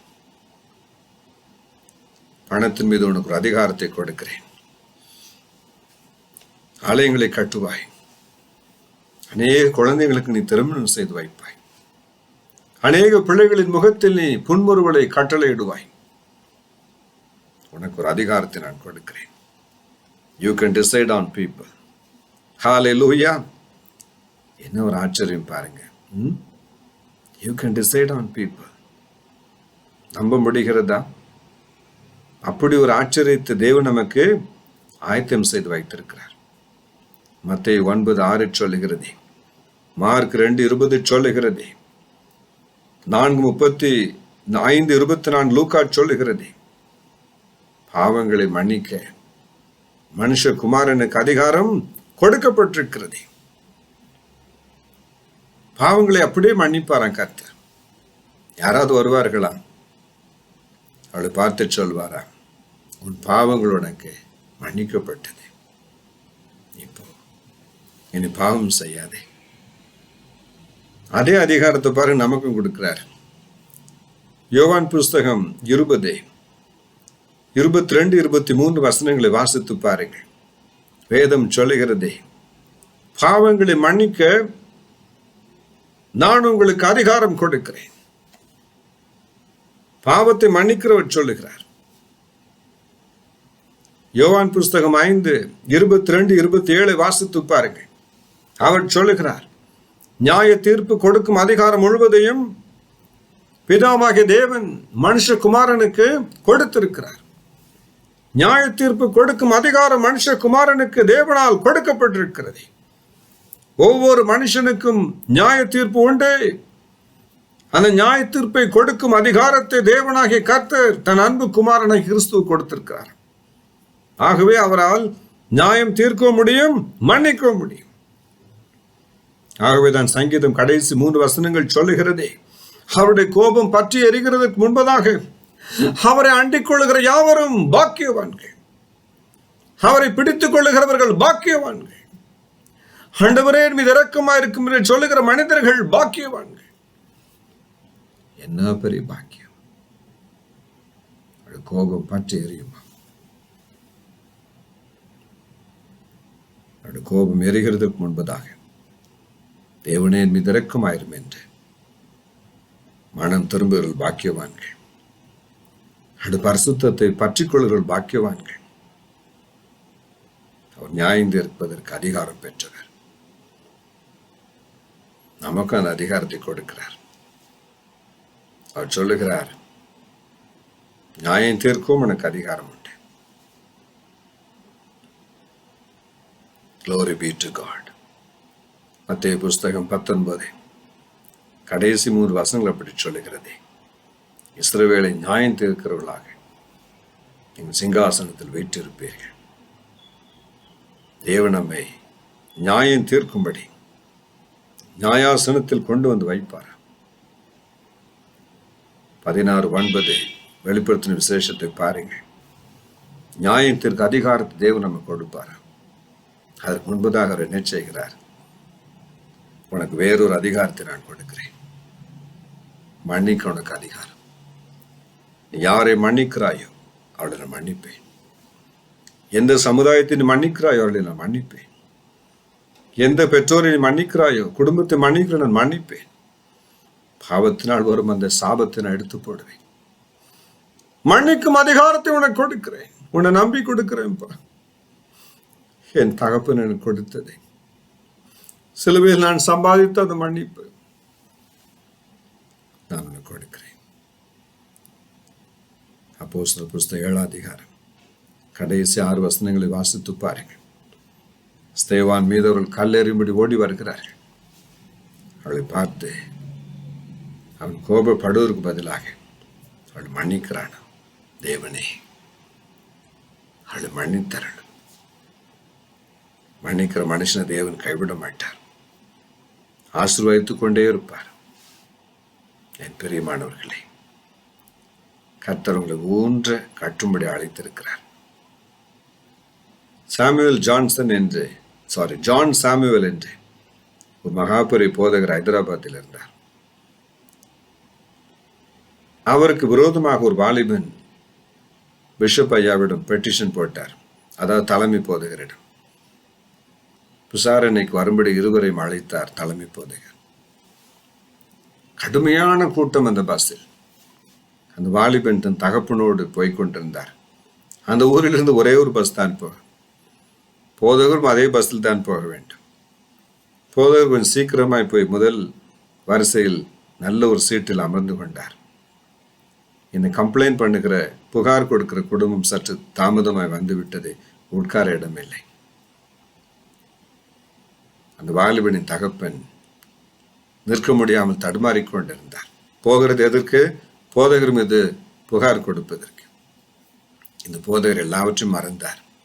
ஐயோ, தகப்பன் போல் இருக்கிறார், இப்படி இந்த பஸ்ஸில் கஷ்டப்படுறாரு, நிற்கிறாரு என்று சொல்லி கிட்ட போய், ஐயா, நம்ம பிரச்சனை பிறகு பார்ப்போம், இன்னும் 4 மணி நேரம் பிரயாணம் செய்ய வேண்டியது இருக்கிறது, தயவு செய்து இருக்கையில் அமருங்கள், சுகமாய் வாருங்கள் என்றார். பஸ் ஹைதராபாத் போனதே. நீங்கள் சொல்ல வந்த கம்ப்ளைண்டை ஒரு பேப்பரில் தாளில் எழுதி கொடுங்கள் என்று தலைமை போதகர் சொன்னார். இந்த பெரியவர் என்ன எழுதினார் தெரியுமா?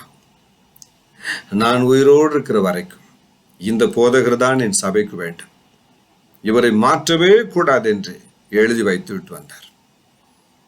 உங்கள் கண்ணீரை தேவன் துடைப்பார், உங்களை கொண்டு ராஜ்யங்களை கட்டுவார், திருச்சபைகளை கட்டுவார். அந்த அதிகாரத்தை உங்களுக்கு கொடுக்கிறார், கட்டும் அதிகாரம். ஹல்லேலூயா. எந்த குடும்பத்தையும் உங்கள் ஜெபத்தினால் கட்ட முடியும். எந்த இடிந்து போன தொழிலை உங்கள் விசுவாசத்தால் கட்ட முடியும். எந்த திக்கற்று கிடக்கிற சமுதாயத்தையும் உங்களது அன்பின் மனது உருக்கத்தினால் திரும்பவும் கட்ட முடியும். நீங்களே ஓடிப்போன எப்படி? ஐயோ, இந்த இடம் சரியில்லை, நான் இன்னொரு இடத்துக்கு போறேன் என்று நாம் ஒரு இடத்தை குறை சொல்லி மற்ற இடத்துக்கு போய் என்ன செய்ய போகிறோம்? இல்லை பிரியமானவர்களே, 30:30 ஆதியாகமத்தின் புஸ்தகம் சொல்லுகிறது. லாபான் சொல்லுகிறார், மன்னிங்கள், யாக்கோபு சொல்லுகிறார் தன் மாமனாரை பார்த்து, லாபானை பார்த்து, மாமா, நான் வருவதற்கு முன்பு உங்களிடத்தில் இருந்தது கொஞ்சம், நான் வந்த பிறகு என் உழைப்பு, என் ஜெபம், என் தியாகம் உங்கள் மந்தைகளை ஆசீர்வதித்தது, காப்பாற்றினது. உங்களை தேவன் பெருக பண்ணினார், உங்களை தேவன் ஆசீர்வதித்தார். 39 அதிகாரம் 1 முதல் 4 வசனங்கள் ஆதியாகமத்தின் புஸ்தகம் சொல்லுகிறது. போத்திபாரின் வீட்டை தேவன் ஆசீர்வதித்தார் யோசேப்பின் நிமித்தம். 41 அதிகாரம் முதல் 45 அதிகாரம் வரைக்கும் ஆதியாகமத்தின் புஸ்தகம் சொல்லுகிறது, நலிந்து மெலிந்து போன தேசத்தை ஒரு மனிதனை கொண்டு தேவன் கட்டினார். 58 அதிகாரம் 12-13 வசனங்கள் வாசித்து பாருங்கள். ஏசாயா புஸ்தகத்தில், நீ பாழாய் போன இடங்களை கட்டுவாய், உங்களை கொண்டு ஆண்டவர் திருச்சபைகளை கட்டுவார், சமுதாயத்தை கட்டுவார், உடைந்த உள்ளத்தை கட்டுவார், நம்பிக்கையற்றவர்களை கட்டுவார். இந்த பாக்கியங்களை உங்களுக்கு அவர் தருவார். கடைசியாக வேறொரு அதிகாரத்தையும் தேவன் நமக்கு கொடுக்கிறார். அது ஒரு வித்தியாசமான ஒரு அதிகாரம். அந்த அதிகாரத்தை நாம் வேகமாய் பார்த்து முடிக்க போகிறோம். அது என்ன தெரியுமா? நம்முடைய உடலின் மீது, நம்முடைய நினைவின் மீது, நம்முடைய ஆசா பாசங்களின் மீது தேவன் நமக்கு ஆளுகையை கொடுக்கிறார், அதிகாரத்தை கொடுக்கிறார்.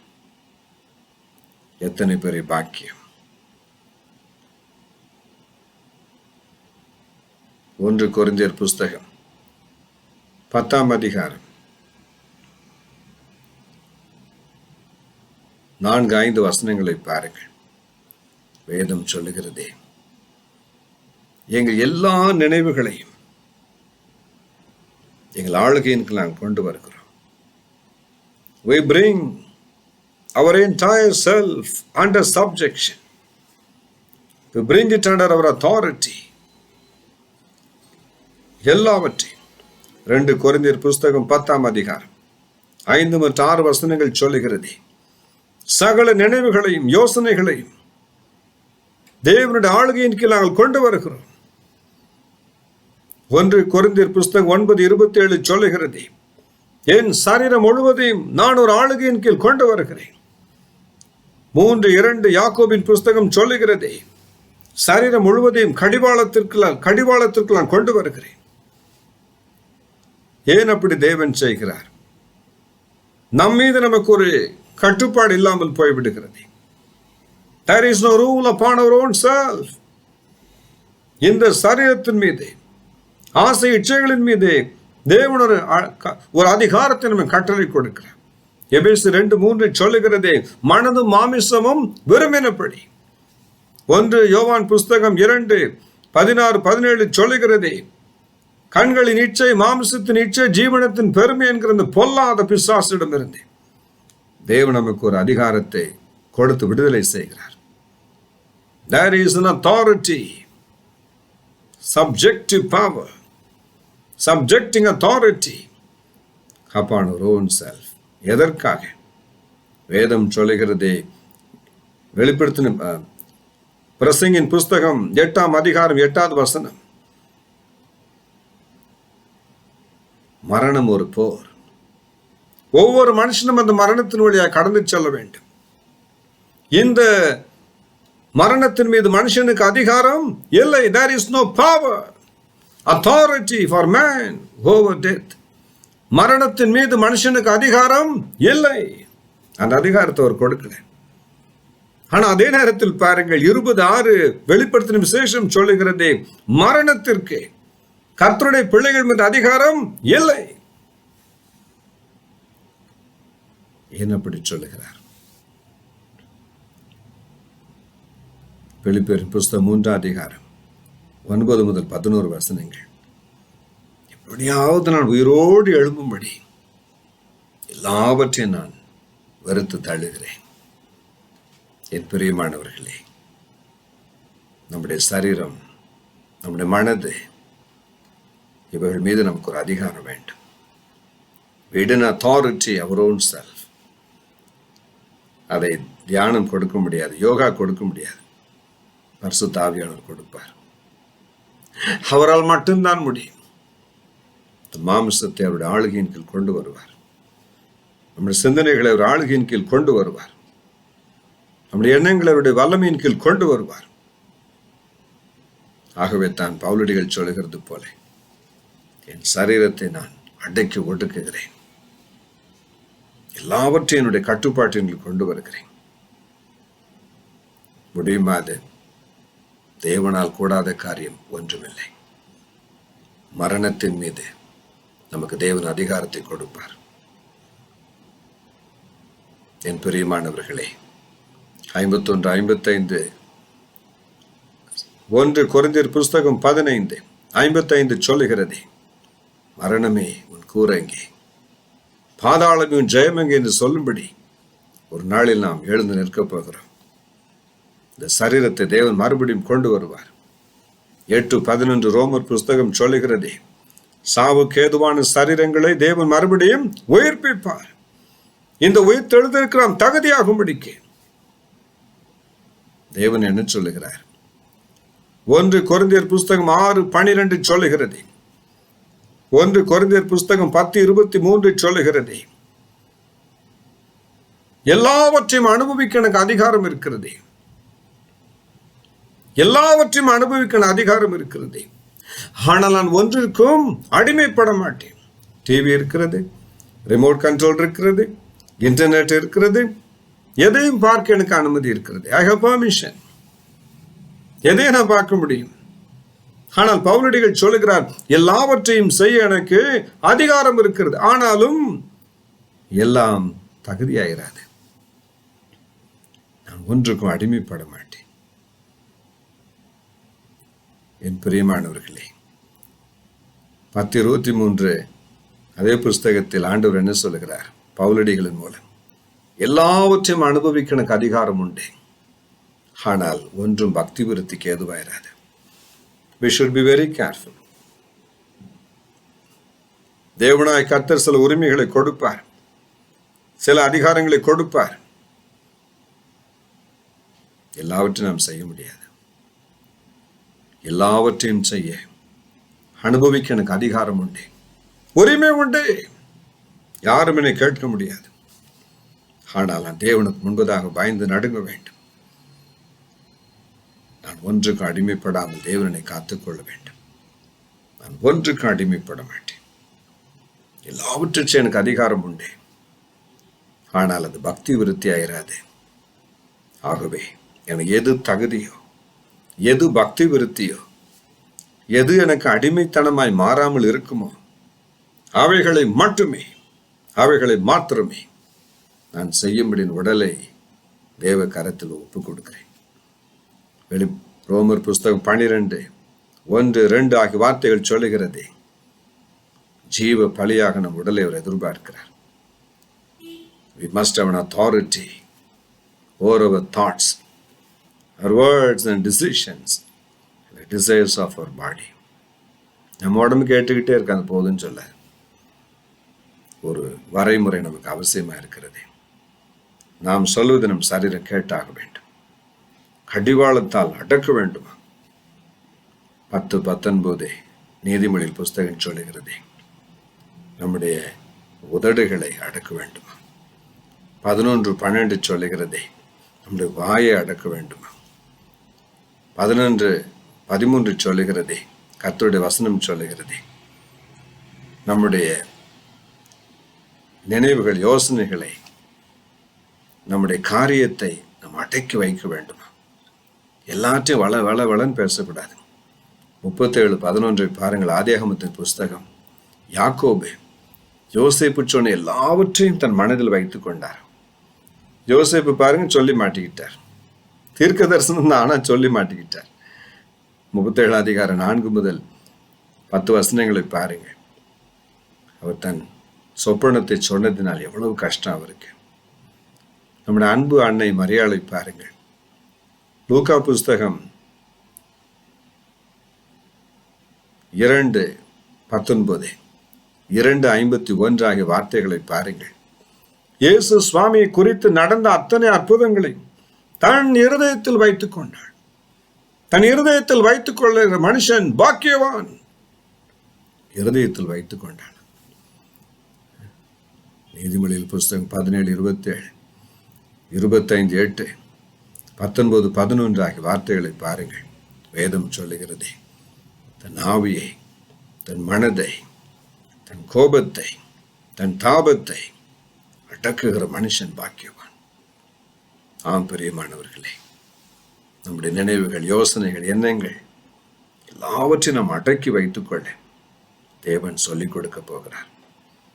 யாக்கோபு புஸ்தகம் 3:7-8 சொல்லுகிறதே நம்முடைய நாவை அடக்க ஒருவனாலும் கூடாது. அதை அடக்க தேவன் விரும்புகிறார். அவர் எமோஷன்ஸ், அவர் பேஷன்ஸ் எல்லாவற்றையும் நீதிமொழியில் 17:27 கூட அப்படி சொல்லுகிறதே. என் பிரியமானவர்களே, கர்த்தரும் இரட்சகருமானவர் என்று இறங்கி வருவார். எல்லாவற்றையும் அனுபவிக்கணும் அதிகாரம் கொடுக்கிறார்.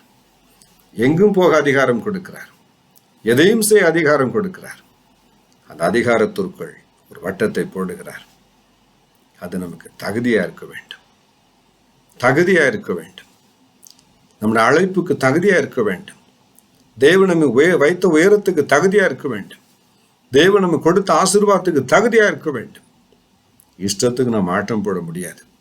தகுதி, நமக்கென்ற ஒரு தகுதியை தேவன் ஏற்பாடு செய்து வைத்திருக்கிறார். அந்த தகுதிக்கு நாம் பாத்திரமாய் நடக்க வேண்டுமா? இரண்டாவது, அது பக்தி விருத்தியை உண்டாக்க வேண்டுமா? நாம் செய்கிற அந்த செயல்களை பார்க்கும் பொழுதே, நம்முடைய நடக்கைகளை பார்க்கும் பொழுதே எல்லாருடைய இருதயமும் தேவ பக்தியில் நிரம்ப வேண்டுமா? பரிசுத்தத்தில் திளைக்க வேண்டுமா? செழிக்க வேண்டுமா? அது மட்டுமல்ல, நாம் செய்கிற ஒரு செயலாகிலும் நம்மை அடிமைப்படுத்தக்கூடாது. 5:1 கலாத்தியர் புஸ்தகம் சொல்லுகிறதே, மறுபடியும் நீங்கள் அடிமைத்தனத்தின் நுகத்துக்கு போகிறது எப்படி என்று பவுலடிகள் கேட்கிறார். திரும்ப நாம் அடிமை ஆகிவிடக்கூடாது. இந்த உலகத்துக்கு, பிசாசுக்கு, பணத்துக்கு, அழகுக்கு திரும்ப அடிமையாகாதபடி தேவன் நம்மை காத்துக்கொள்வார். ரோமர் 13:8 சொல்லுகிறதே, அன்பை தவிர வேறு ஒன்றுக்கு நீங்கள் கடன்படாதிருங்கள். தேவ அன்பை தவிர வேறு ஒன்றுக்கும் கடன்படாமல் தேவன் நம்மை காத்துக்கொள்வார், நம்மை ஆசீர்வதிக்க போகிறார். தேவன் என்ன சொல்லுகிறார்? அப்பா, நான் உனக்கு அதிகாரத்தை கொடுக்க போகிறேன், எல்லாவற்றிலும் அதிகாரத்தை கொடுக்க போகிறேன். பிசாசின் மீது, உன்னுடைய சரீரத்தின் மீது, உன்னுடைய இருதயத்தின் மீது, உன் நினைவின் மீது, உன் எண்ணத்தின் மீது, எல்லாவற்றிலும் நான் உனக்கு விசேஷித்த அதிகாரத்தை நான் கட்டளையிடப் போகிறேன். அது பாக்கியமானது, மகிமையானது. ஏன் இந்த உரிமையை அவர் கொடுக்கிறார்? நீ என் பிள்ளைப்பா, என்றைக்கு நீ பிள்ளையாகும் அதிகாரத்தை பெற்றாயோ அன்றைக்கே பிள்ளையினுடைய அதிகாரத்தை நீ பெற்றாய். இனி நீ அடிமை அல்ல, நீ சுதந்திரவாளி என்று தேவன் நம்மை வாழ்த்துகிறார், ஆசீர்வதிக்கிறார். அவருடைய சுகத்துக்காக, ஜெயத்துக்காக, மகிமைக்காக, ஆசீர்வாதத்திற்காக அவரை நோக்கி நாம் பார்ப்போமா? நம் கண்களை மூடி ஜெபிப்போம். தேவன் இங்கு வந்திருக்கிறார். ஒவ்வொரு அடிமைத்தனத்தின் கட்டையும் அவர் கழற்றுகிறார், சங்கிலியை உடைக்கிறார், மனதில் இருக்கிற கட்டுகளை சுட்டரிக்கிறார், இருதயத்தின் பாரங்களை அகற்றி போடுகிறார். கர்த்தர் உன்னை விடுதலை செய்கிறதை நான் பார்க்கிறேன். ஹல்லேலூயா. தேவனாகிய கர்த்தர் உங்களை விடுதலை செய்கிறதை நான் பார்க்கிறேன். இதுவரைக்கும் கண்டிராத, கேள்விப்பெற்றாத ஒரு ஜெயத்தை உனக்கு கொடுக்கிறார். எல்லாவற்றையும் அனுபவிக்க அதிகாரம் உண்டே. எல்லாம் உனக்கு பிரயோஜனமாயிராதப்பா. எல்லா நிகழ்ச்சியும் உனக்கு பிரயோஜனம் இல்லை. எல்லா டெலிபோன் கால்ஸும் உனக்கு பிரயோஜனம் இல்லை. எல்லா வருகிற டெக்ஸ்ட் மெசேஜும் உனக்கு பிரயோஜனம் இல்லை. உனக்கு பக்தி விருத்தி அவைகள் தருவதில்லை. ஆகவே நீ எதற்கு அடிமையாக கூடாது. எல்லாவற்றையும் வைத்துக்கொள்ள உனக்கு அதிகாரம் கொடுத்து உரிமை கொடுக்கிறேன். ஆனால் ஒன்றுக்கு நீ அடிமையாகாதபடி நீ காத்துக்கொள்வதே நான் உனக்கு கொடுத்த அந்த ஆசீர்வாதமாக இருக்கிறதே. எனக்கு முடியலன்னு நீ சொல்ல வேண்டாம். காரணம், உனக்கு அதிகாரம் கொடுத்திருக்கிறேன். மாமிசத்தின் மீது உனக்கு அதிகாரத்தை கொடுக்கிறேன். எண்ணங்களின் மீது உனக்கு அதிகாரத்தை கொடுக்கிறேன். உன் நடக்கையின் மீது உனக்கு அதிகாரத்தை கொடுக்கிறேன். பழக்க வழக்கங்களின் மீது உனக்கு அதிகாரத்தை கொடுக்கிறேன். டிவி மீது உனக்கு அதிகாரத்தை கொடுக்கிறேன். டெலிபோன் மீது உனக்கு அதிகாரத்தை கொடுக்கிறேன். உன்னை சுற்றிலும் இருக்கிற சூழ்நிலைகளின் மீது உனக்கு அதிகாரத்தை கொடுக்கிறேன். நீ என் பிள்ளை, என் அதிகாரத்திற்காக பிறந்தவன். பிள்ளையாக உடைய அதிகாரத்தை நான் கொடுத்தேன். பிள்ளைகளுக்கு ஒரு அதிகாரத்தையும் உனக்கு கொடுத்தேன் அப்பா. நீ மகிழ்ச்சியோடு நீ போகலாம். நீ மன்னிக்கிறோன்னு நான் மன்னிப்பேன். நீ கட்டுகிற வீட்டை நான் கட்டுவேன். ஜெபத்தினால் வீடுகளை கட்டுவாய். விசுவாசத்தினால் குடும்பங்களை கட்டுவாய். கண்ணீர் உபவாசத்தினால் சமுதாயத்தினை கட்டுவாய். ஊன்ற கட்டும் அதிகாரத்தை நான் உனக்கு கொடுக்கிறேன். நான் செய்த அந்த ஊழியத்தினை செய்வாய். நீ மகிமையாக இருப்பாய் என்று ஆண்டவரும் இரட்சகருமான இயேசு கிறிஸ்துவானவர் சொல்லுகிறார். தேவனே, உம்முடைய திருக்கரங்களில் உம்முடைய பிள்ளைகளை கொடுக்கிறேன். உமக்கே மகிமை உண்டாகட்டும். அவர்களின் வியாதிகளை மாற்றும், கண்ணீரை மாற்றும், குடும்பத்தை காட்டும். இன்று முதற்கொண்டு அதிகாரம் பிதா, குமாரன், பரிசுத்த ஆவியானுடைய நாமத்தினால் இந்த பிள்ளைகளின் சரசில் என்றென்றைக்கும் தங்கியிருப்பதாக. உமக்கே துதி, கன, மகிமை, ஸ்தோத்திரம். எங்களுடைய அன்பு இரட்சகரும் மீட்பருமான இயேசு கிறிஸ்துவின் நாமத்தில் ஜெபிக்கிறோம், பதிலை எடுத்துக் கொள்ளுகிறோம். எங்களுடைய ஜீவனுள்ள, இரக்கமுள்ள, மகிமை உள்ள பரலோகத்தின் தகப்பனே, ஆமென், ஆமென், ஆமென். என் அன்பு சகோதர சகோதரிகளே, மெய்யாகவே தேவன் நம்மோடு இருந்தார், நம்மை ஆசீர்வதித்தார், இன்னும் நடத்துவார். மறுபடியும் அடுத்த வாரம் சந்திக்கும் வரை நம்மை காத்துக்கொள்வார். அவருக்கே துதியும் கன மகிமையும் என்றென்றைக்கும் உண்டாவதாக. நன்றி, வணக்கம்.